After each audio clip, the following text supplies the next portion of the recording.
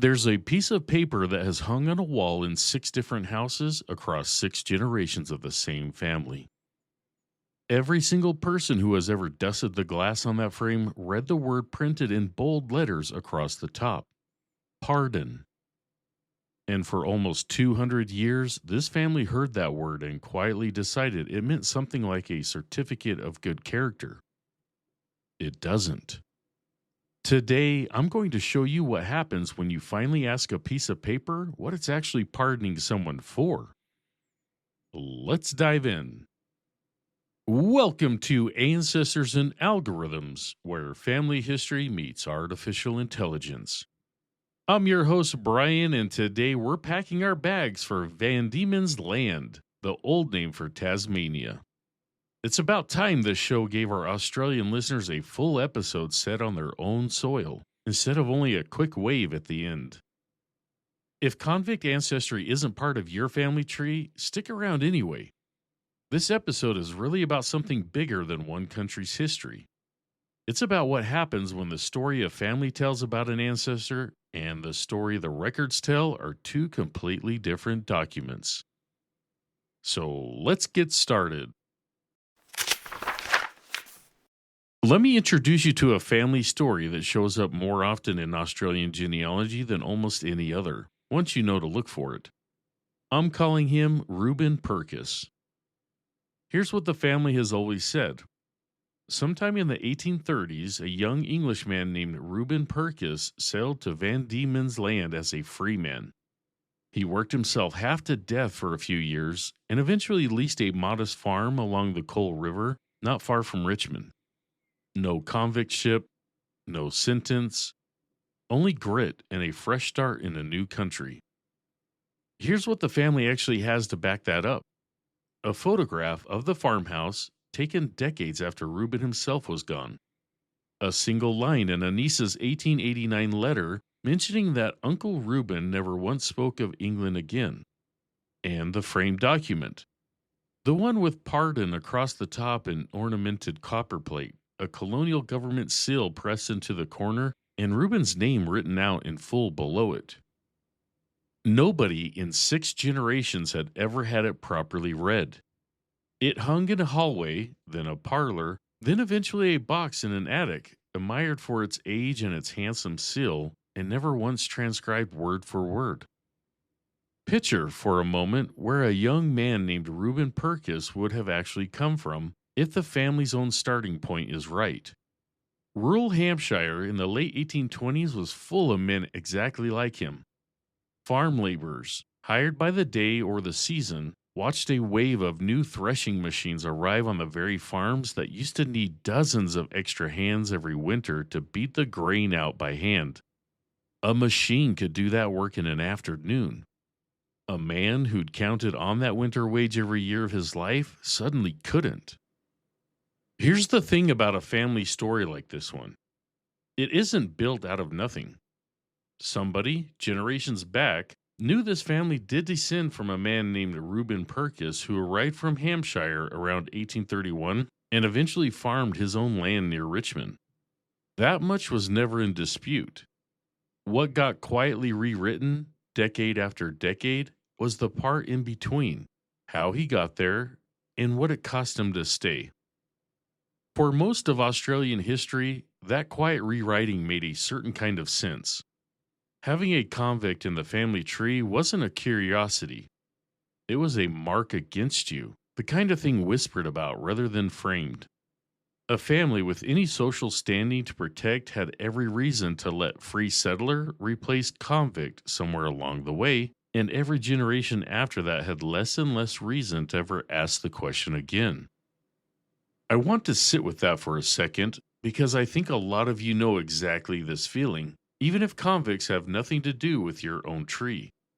Somewhere in your house, there's probably a document, a Bible page, a box of letters that everyone in the family has looked at, but nobody has actually read closely enough to argue with.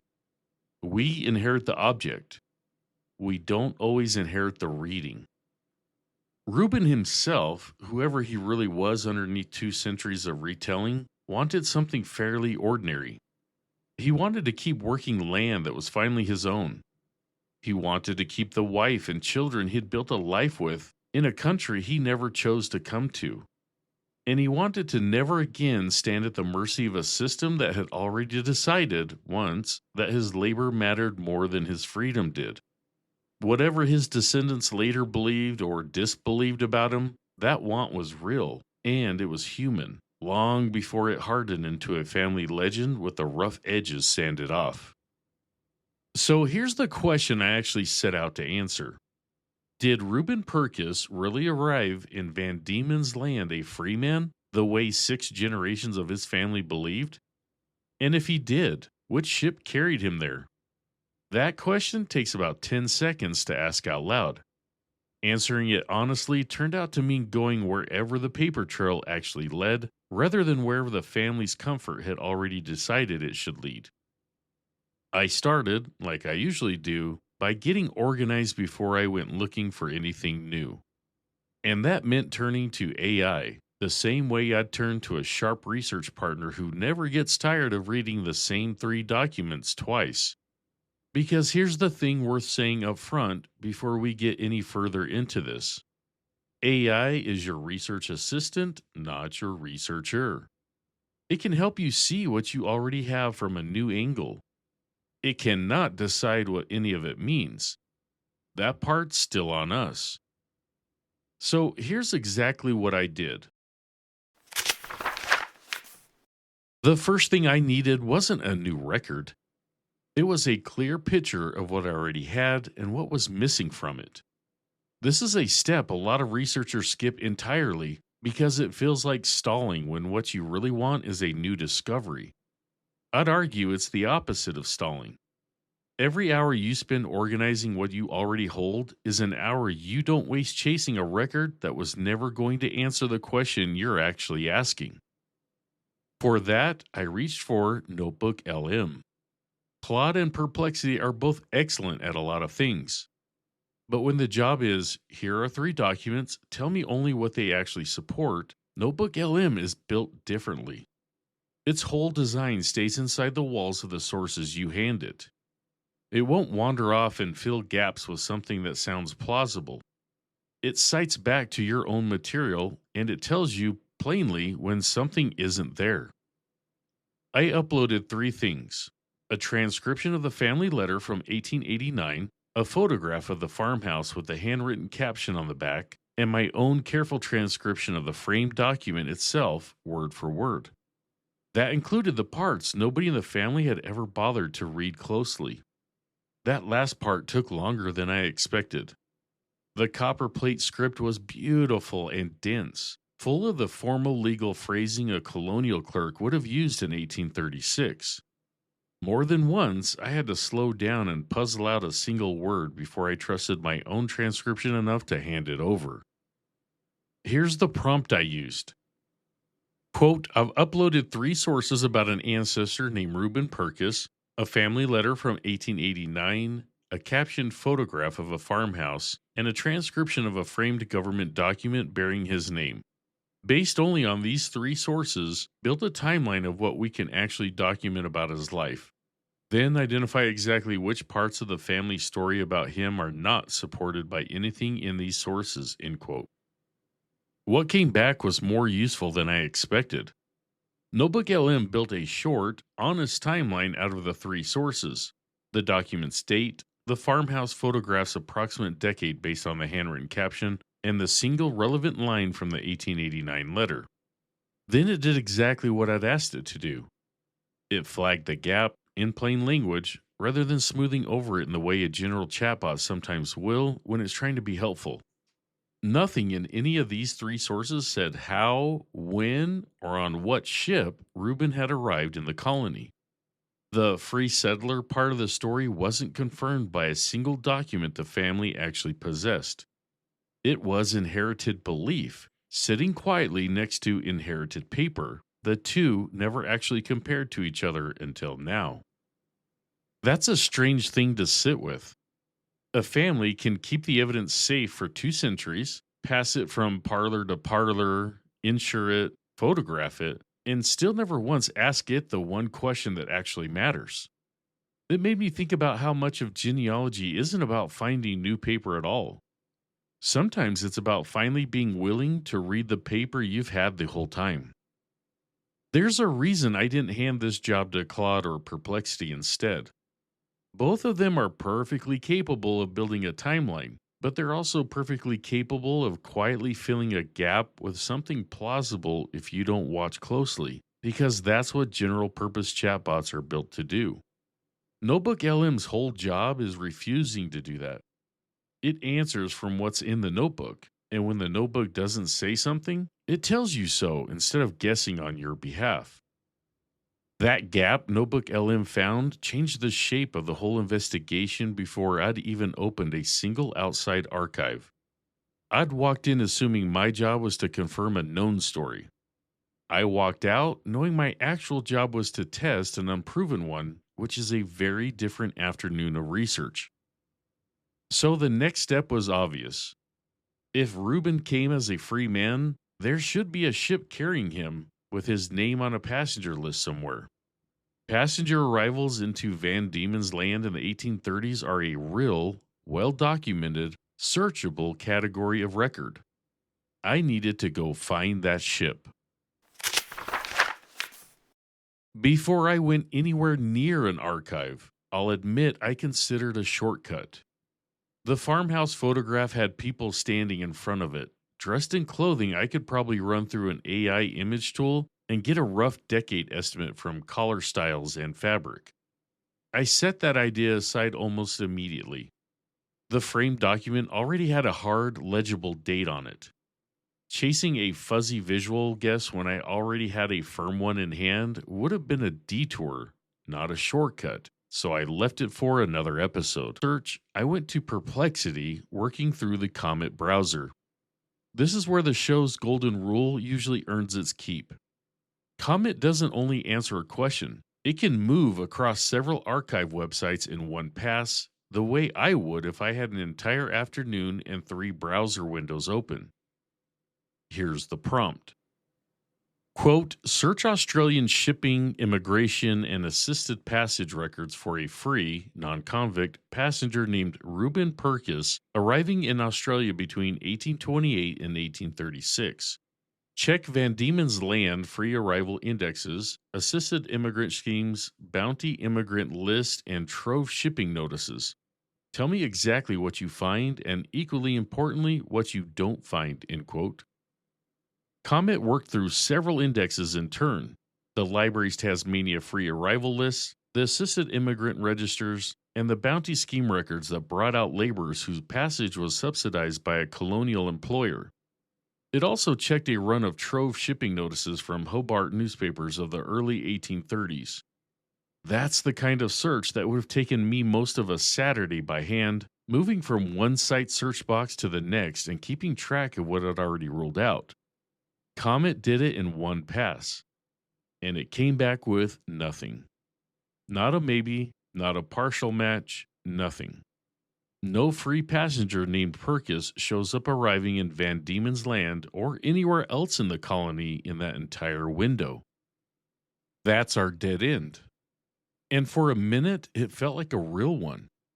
I'd expected at least a near miss, a Purkis with the wrong first name I could rule in or out, something to argue with. Instead, silence. Here's where I want to name something explicitly because it's one of the 5 elements of the genealogical proof standard, and it's exactly what saved this research. Genealogists call it reasonably exhaustive research, and it doesn't mean only searching hard in the category you assumed was right. It means asking whether you've assumed the wrong category altogether. I'd been searching free arrivals because the family said free settler, but the family's belief isn't a record. So I went back to Comet and widened the net on purpose into a category I'd been avoiding: convict records. I asked it to search the library's Tasmania Names Index and the digitized convict conduct registers and indents for a convict named Reuben Purkis transported from England around 1831, and to tell me the ship, the offense, the sentence length, and the country where he was tried. This time, one match. Reuben Purkis, convicted in Hampshire, sentenced to 7 years transportation, embarked on the ship Eliza. I sat with that name for a second before I did anything else with it. Eliza. Not a myth. A specific ship in a specific archive with a specific date attached. According to the record, the Eliza sailed from Portsmouth in early February 1831, carrying more than 200 convicted men. She reached Van Diemen's Land on the 29th of May that same year, 160 days at sea. Every man aboard survived the crossing, which was itself unusual for that era. Now I had two separate pieces of evidence that flatly disagreed with each other. The family said free settler. The library's Tasmanian index said convict, ship Eliza, tried in Hampshire. This is what genealogists mean by resolving conflicting evidence, and I want to be honest about what that resolution actually looks like here. It isn't that someone somewhere lied. It's that shame edits memory a little more with every generation that retells it until the edited version is the only one anybody remembers making. Now, before I let myself get excited about a possible match, I needed to actually verify it rather than eyeball two records that look similar and call it a day. Remember our golden rule: AI is your research assistant, not your researcher. A name match and a county match aren't proof on their own. So I turned to Claude for the next step, because this is exactly the kind of pattern matching and cross-referencing Claude handles better than either of the other two tools I've used so far. Quote, here's a transcription of a family document that reads in part, whereas Reuben Purkis was tried in Hampshire and convicted of riotously assembling and destroying a threshing machine, and was sentenced to be transported for the term of 7 years, we are therefore pleased to grant unto the said Reuben Purkis our free pardon of the aforesaid offense. It is dated the 3rd of February, 1836. Separately, I've confirmed a convict record for a Reuben Purkis, tried in Hampshire, sentenced to 7 years transportation, embarked on the ship Eliza, arriving Van Diemen's Land 29 May 1831. Do these two records describe the same man?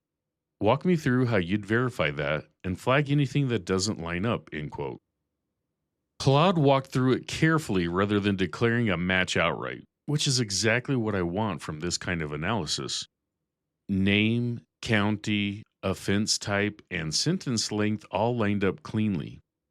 And then it flagged something I hadn't specifically asked about, which is the best kind of AI output, the one that notices what you didn't think to ask.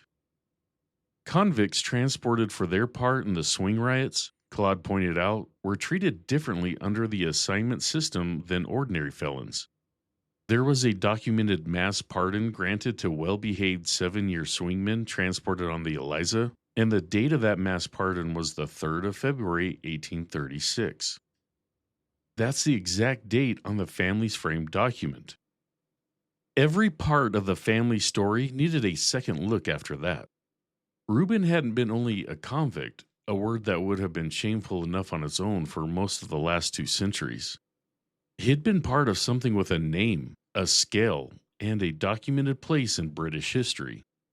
It was called the Captain Swing Riots of 1830, when agricultural laborers across more than 30 English counties rose up against the threshing machines that were replacing their winter wages with silence.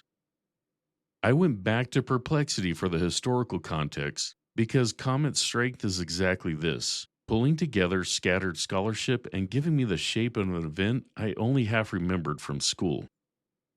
The unrest itself had reached Hampshire in the second week of November 1830. It burned through the county in barely 2 weeks, gangs of laborers moving farm to farm, breaking threshing machines that had started doing, in an afternoon, work that used to keep men employed through the entire winter. The movement got its name from the threatening letters that circulated ahead of it, warning landowners and magistrates that their barns and machines were next, signed by a fictional agitator who called himself Captain Swing. Nobody was ever quite sure if Captain Swing was one man, several, or nobody at all, only a name angry laborers borrowed to put a shape to their anger. Hampshire's reckoning for it came as a special commission convened in the Great Hall at Winchester that December. It was organized under the authority of the Duke of Wellington himself, who happened to be serving as the county's Lord Lieutenant at the time. Nearly 300 men were tried there in under 2 weeks. Only 2 were hanged. More than 100 were sentenced to transportation, and the single largest category of charge against them, by a wide margin, was exactly what the family's document described: riotously assembling and destroying agricultural machinery.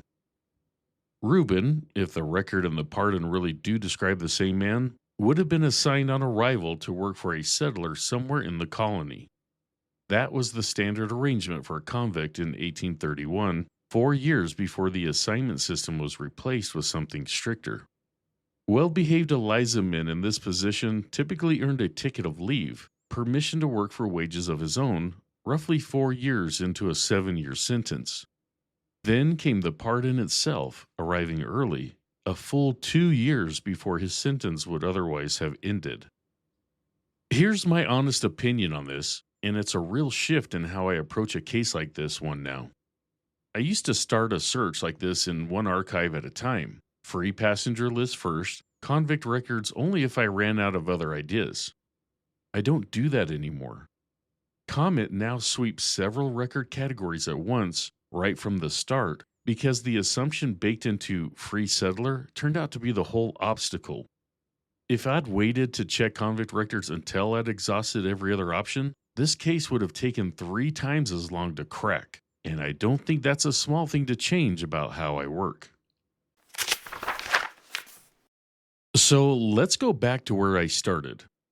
I set out today to find the ship that carried Reuben Purkis to Van Diemen's Land as a free man. I never found that ship. It doesn't exist.